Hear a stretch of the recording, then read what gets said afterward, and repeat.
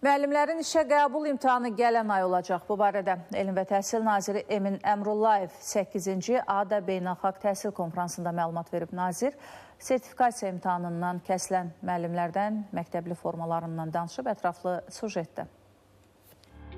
Son illərdə Respublika fənn olimpiyadalarında məktəblilərin iştirakı əhəmiyyətli dərəcədə artıb. Belə ki, olimpiyadaya ümumilikdə 80 min iştirakçı qatılıb. Onlardan 95 şagird qızıl, 170 şagird gümüş, 249 şagird isə bürünc medal qazanıb. Elm və Təhsil Naziri Emin Əmrullayev xaricdə təhsil alan azərbaycanlıların sayının getdikcə artdığına da diqqət çəkib. 2025-26-cı təlim ilsi üçün bizə mindən bir qədər çox müraciət daxil oldu.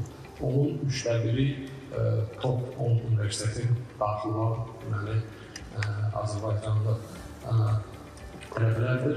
Düşünürəm, bu çox nailiyyətdir, çünki 300-dən artıq insanın dünyanın 10 ən yaxşı universitetinə qəbul olunması sözün əsl mənasında bir təhsil sistemi üçün və ümumiyyətlə insan inkişafı nöqteyi nəzərindən çox vacib bir nailiyyətdir. Nazir hər yeni tədris il öncəsi valideynləri maraqlandıran mövzuya da toxundu. Məktəbli formalarının dəyişib-dəyişməyəcəyi məsələsinə aydınlıq gətirdi. Nazirlər Kabinetinin müvafiq qaydası ilə tənzimlənən nümunəvi formalar var.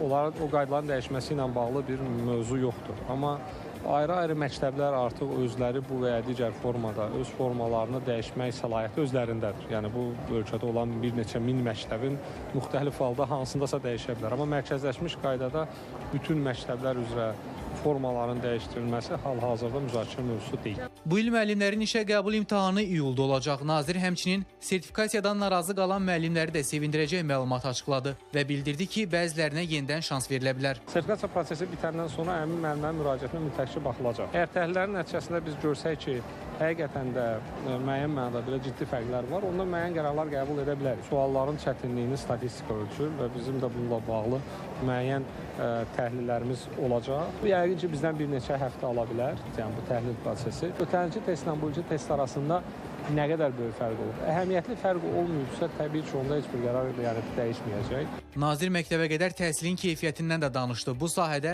problemlərin olduğunu etiraf etdi. Qeyd etdi ki, məktəbə qədər təhsil müəssisəsində dərs deyənlərin bəzilərinin ixtisası başqadır. Bölgələrdə lisey və gimnaziyaların yaradılması və sayının artırılmasından danışan Emin Əmrullayev əlavə etdi ki, bu il Beyləqanda yeni lisey açılacaq. Digər bölgələrin isə siyahısı hazırlanır. Nurlan Şiraliyev, Sənan Bəhrəmli, ATV Xəbər.